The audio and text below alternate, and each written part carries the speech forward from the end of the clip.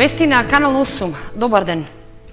Откриени се лицата кои ја извршија кражбата на пушки и пиштоли од ловниот дом во Кочани на крајот од минатиот месец. Исто така, откриено е лицето кое во јануари изврши кражба во магазин во Кочани и украде поголем број парчиња облека. Полицијата расветли два случаја на поголеми кражби што во изминатата половина година се случија во Кочани. По истрагата што беше спроведена во текот на овој месец, откриени се сторителите на разбојничкиот чин во ловниот дом, каде беа украдени неколку пушки и пиштоли. Против лицата е поднесена соодветна пријава, велат од секторот за внатрешни работи Штип. Полициската станица Кочани до основното јавно обвинителство поднесе кривична пријава против 5 лица на возраст од 13 до 15 години од Кочани, поради постоење на основано сомнение дека како соизвршители сториле кривично дело тешка кражба. Пријавените со намера за себе да прибават противправна имотна корист во временскиот период од 22 до 29 мај годинава во просториите на ловен дом во Кочани со употреба на подесен алат и сила најпрвин ја откорнале металната заштитна решетка на еден од прозорците на подрумската просторија, од каде влегле внатре и со подесен алат насилно ги отвориле сите собни врати од објектот, извршиле претурање и од работното биро зеле клучеви од ормар, притоа го отклучиле и одзеле 2 пиштоли, еден ловен карабин и една малокалибарска пушка, а од зидот одзеле 2 трофејни пушки, причинувајќи материјална штета од 29.000 денари. Освен овој, расветлен е уште еден грабеж, во кој 20-годишно лице од Кочани крадело во магазин во кој имало машка и женска облека. Полицијата и против него поднесе кривична пријава за сторено дело тешка кражба. Ноќта помеѓу 8 и 9 јануари годинава, со намера за себе да прибави противправна имотна корист, пријавениот со употреба на подесен алат насилно ја отворил споредната влезна врата на магазинска просторија во Кочани, влегол внатре и одзел 55 машки панталони, 43 машки јакни, 4 машки капути, 5 женски јакни, 19 фустани, 19 машки мајци, 19 машки кајши, 38 мајци, со што причинил материјална штета од околу 193.000 денари. Од полицијата велат дека и понатаму работат на истрагата на други случаи на кражби во општината што се случија во изминатиот период. Со оглед на сезоната на годишни одмори и отсуства на граѓаните од нивните домови, од секторот за внатрешни работи предупредуваат на можноста за зачестена појава на имотни деликти, поради што апелираат самите граѓани да преземат соодветни мерки со кои ќе го намалат ризикот да бидат ограбени. Објавен е конкурсот за запишување нови студенти на Универзитетот Гоце Делчев за учебната 2016-2017 година. На дисперзираните студиски насоки во Кочани на правниот, економскиот и машинскиот факултет има двојно намалување на бројот на слободни места. За наредната учебна година предвидени се вкупно 210 слободни места за запишување нови редовни и вонредни студенти на трите факултети кои имаат своји дисперзирани студиски насоки во Кочани, а што се во состав на Универзитетот Гоце Делчев од Штип. Според објавениот конкурс, најголем број, односно 100 слободни места, предвидени се на правниот факултет за насоката правни студии. Од нив 60 места се во редовната државна квота со плаќање годишен надоместок од 100 евра. Исто толкова сума ќе треба да платат и кандидатите кои ќе се запишат во квотата со кофинансирање, за каде има 20 слободни места. Нешто повисока сума, односно 400 евра годишно, е обврската што ќе треба да ја платат кандидатите кои ќе се запишат како вонредни студенти, за кои исто така има предвидено 20 слободни места. За дисперзираните студии на економскиот факултет за наредната учебна година има драстично намален број слободни места, само 80. За единствената насока за сметководство, финансии и ревизија во државната квота со надоместок од 100 евра годишно има 50 слободни места.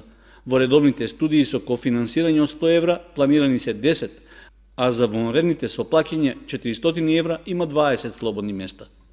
Од пред 2 години од Штипскиот универзитет се нуди можност дел од завршените средношколци да се запишат и на машинскиот факултет на студиите по производно машинство во Кочани. Од нив 20 се во државната квота со плаќање на доместок од 200 евра, а по 5 места има за редовната квота со кофинансирање и за вонредните студенти, при што и во двете опции се плаќа по 400 евра годишно. Освен во Кочани, на Машинскиот факултет предвидени се и 35 слободни места за двете насоки, производно машинство и транспорт, организација и логистика, за кои предавањата се во Виница. Пријавувањето во првиот уписен рок ќе се одржи на 15, 16 и 17 август, а во вториот една недела подоцна. Третиот рок за пријавување нови студенти е на 5 и 6 септември. В петок ќе се реализира првото авионско прскање против комарци на територијата на општините Кочани и Виница. Од двете локални самоуправи ги упатуваат вообичајните препораки за преземање на заштитните мерки за време и по третирањето на подрачјето. Прскањето против комарците продолжува со комплетирање на првата фаза. По третманот што минатиот месец го спроведоа од земја, од општините Кочани и Виница најавуваат дека на крајот од оваа недела ќе се прска и од воздух. Двете локални самоуправи акцијата за авионско третирање ќе ја реализираат во соработка со Центарот за јавно здравје од Кочани, а истата е планирано да се изведе в петок на 24 јуни во периодот меѓу 5 и 10 часот изутрината. Со дезинсекцијата од воздух во општина Кочани е планирано да биде опфатена површина од околу 2700 хектари во градот и во населбите од низинскиот дел на општината. Прскањето против комарците ќе го реализираат стручни екипи од компанијата Бониер, која и во изминатите години ја даваше истата услуга. Освен во Кочани, авионското прскање во истиот термин ќе се спроведе и во општината Виница, при што ќе биде опфатена површина од околу 1000 хектари. Иако препаратот Ауродил Супер ПБ со кој ќе се прска е одобрен од Бирото за лекови и не е штетен за луѓето и крупните цицачи, сепак се препорачуваат соодветни превентивни мерки. Граѓаните кои одгледуваат пчели треба да ги затворат сандаците со доволно вода за пиење за пчелите и да не ги пуштаат 4 до 5 часа по третирањето на подрачјето. Доколку во периодот за кога е предвидено авионското третирање има неповолни временски услови, односно дожд и ветар, тогаш тоа ќе се одложи за наредниот ден. Од локалната самоуправа на општина Кочани планираат уште 2 фази од овогодишната кампања за борба против комарците. Тоа значи дека до почетокот на септември, со веќе реализираната од земја и најавената за в петок, треба да се спроведат уште 3 прскања од земја и 2 од авион. За потребите за борба против комарците, општината и годинава издвои 1.300.000 денари, наменети за покривање на трошоците за набавка на инсектицидот и за акцијата за прскање против инсектите. Општина Чешиново Облешево потпиша договор за соработка со општина од Република Романија. Истата е од големо значење и се однесува на взаемна соработка на културен и спортски план и размена на искуства на економски план. Потпишан договор за соработка помеѓу општина Болдешт и Скајани во Република Романија и општината Чешиново Облешево. Изминативе 3 дена делегација од општина Чешиново Облешево престојуваше во работна посета на романската општина во рамките на одбележувањето на празникот на општината и официјализирање на соработката. Овде веќе потпишан договор, со тоа што договор ќе биде на културно, спортски и на некој начин едукативно, со тоа што општина Чешиново Облешево веќе ги запознава проектите од Европската унија. Мислам оваа соработка ќе биде понатаму. Договорот е веќе потпишан со тоа што ќе имаме размена на искуства и искористување со наша едукација и со нивна едукација за искористување на европските фондови. Личков додава дека соработката со оваа романска општина е од големо значење, бидејќи двете општини се договориле за взаемна соработка на културен и спортски план и размена на искуства на економски план. Договорени се подготовка на проекти кои ќе бидат финансирани од фондовите на Европската унија, а од интерес на жителите на двете општини. Наредната средба ќе биде во општина Чешиново Облешево на 21 септември на денот на општината, кога се очекува гостување на фолклорен ансамбл и спортска екипа на одбележувањето на празникот на општината Чешиново Облешево. Општината Чешиново Облешево им додели 5-дневно бесплатно летување во Дојран на најуспешните ученици од двете основни училишта од општината, Страшо Пинџур од Соколарци и Климент Охридски од Облешево. Ова е прв пат општината да ги наградува најдобрите ученици со цел поголема стимулација за докажување во областа на науката. 5-дневно бесплатно летување во Дојран е наградата за најуспешните 20 ученици од 4 до 9 одделение од двете основни училишта во општината Чешиново Облешево. Градоначалникот Костадин Личков им ги врачи наградите за ученик на генерацијата и наградата за бесплатното летување. Станува збор за ученици кои постигнале солидни резултати и добиле награди на општински, регионални и државни надпревари.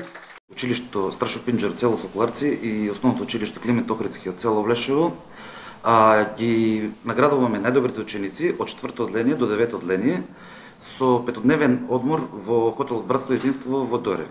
Ова локална самоуправа на општина Чешиново Облешево со тоа што и дава возможност на најмладите и најспособните деца што беа оваа година да ги искористат со тоа што ќе добиваат нова едукација и понатаму за другите деца да бидат уште поедуцирани и со поголеми успеси. Личков додава дека со ваквата пракса ќе продолжат и во наредните години. Во буџетот на општината ќе се планираат финансиски средства за 10-дневен престој на најуспешните ученици од општината во некое од одморалиштата во Македонија, како и формирање фонд за награди на талентираните ученици кои ќе покажат резултати во поедини области. На средбата со градоначалникот Личков присуствуваа наградените ученици заедно со своите родители, кои ја поздравија одлуката на градоначалникот и советот за вакво наградно летување на нивните деца.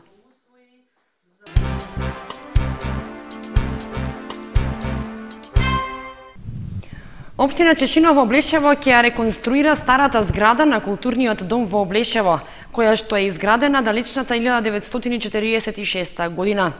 Во неа е планирано да има музејска збирка со археолошки и етнолошки артефакти од Облешевскиот крај, сала за состаноци и мала сала за работа на фолклорни и пејачки групи и музичари. Во рамките на прекограничната соработка со општини од Република Бугарија, општината Чешиново Облешево аплицираше со проектот за реконструкција на старата зграда на културниот дом во Облешево, изградена во далечната 1946 година. Изминатите години во неа беа сместени некогашната општина Облешево, матичната служба и неколку невладени организации. Веќе влегме во втора фаза со општина Бобовдол за изработка на културен дом и информативен центар. Се надеваме дека понатаму оваа соработка ќе продолжи и овој проект се надеваме дека ќе не помине и со тоа што ќе биде една добра инвестиција во Република Македонија или поточно во општината Чешиново Облешево да направиме нешто со искористување на овие фондови. Тоа старата општина во село Облешево се надевам дека ќе биде во најскоро време одобрена и прифандена. Во реконструираниот културен дом во Облешено, според Личков, ќе има музејска збирка со археолошки и етнолошки артефакти од Облешевскиот крај, сала за состаноци, мала сала за работа на фолклорни и пејачки групи и музичари. Личков ја најави и соработката со општините Благоевград и Кюстендил од Република Бугарија во рамките на заеднички проекти финансирани од ИПА програмата. Иако е во подем подигањето ореови насади, сепак идеалното виничко поднебје се уште не може да се пофали со некои поголеми површини од оваа култура за која производителите велат дека може да биде и повеќе од профитабилна. Виница има идеално поднебје за одгледување и производство на моментално високо профитабилниот орев, но за жал се уште одгледувачите се мали производители чии површини не надминуваат од 2 до 3 декари или се на се виничката подрачна единица сумира 13 хектари со ореови насади, од кои некои се повеќе децениски, а некои релативно нови. Меѓу производителите има и такви кои се одлучиле за органско производство и според нив свеста за органска храна доправа зема замав. Владко Бојаджицки има насади од 1979 година, кои ги третира исклучиво на природен начин и барем досега задоволен е и од производството и од пласменот. Студот и ниските температури не ветуваат плод како ланската година, но против природата не се може, велат стручните лица.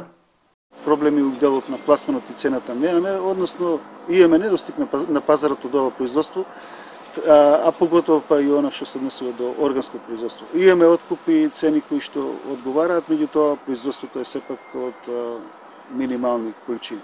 Има мрзнење и има штети од тоа мрзнење, така да и ова производство мало, како што го имаме во мали количини, значи ќе биде уште повеќе намалено. Меѓутоа, за разлика од некалемените, новите производители пристапуваат кон насади со калемени ореови садници, кои даваат многу поголем принос за разлика од некалемените. Од површина од 1 хектар, 5-годишни калемени ореви даваат од 1500 до 2800 килограми по хектар, во зависност од густината на садење која се движи од 200 до 320 садници на 1 хектар. Калемените сорти исто така се многу поотпорни на измрзнување. За нашите простори најпогодна е сортата Чендлер, вели Соколов. Треба да бидат спазени почвените, климатските,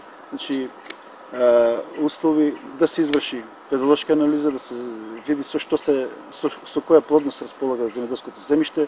Оревот е профитабилна култура, но стартната основа со која производителот може да се надева на солиден профит е најмалку 1 хектар па нагоре. Се што е под таа површина не ветува многу, бидејќи секоја година производството е различно.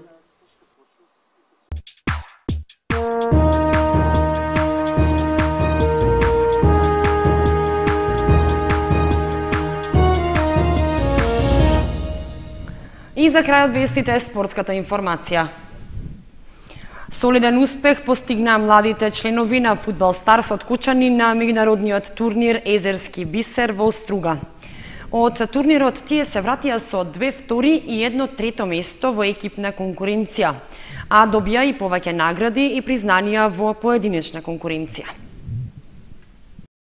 2 втори и 1 трето место освоија екипите на фудбалскиот клуб Фудбал Старс од Кочани на меѓународниот турнир Езерски бисер, што се одржа во Струга. Солидниот настап на ова надпреварување го потврдија членовите на екипата од генерацијата родена 2003 и 2004 година, кои беа второ пласирани, додека третото место им припадна на најмладите од генерацијата 2005 година. Освен во екипна конкуренција, нашите млади фудбалери имаа одличен настап и поединечно. Така, голманите на Фудбал Старс кај сите 3 генерации беа прогласени за најдобри, при што со вакви признанија се здобија Томо Кузманов, Милан Илиевски и Лазе Гичев.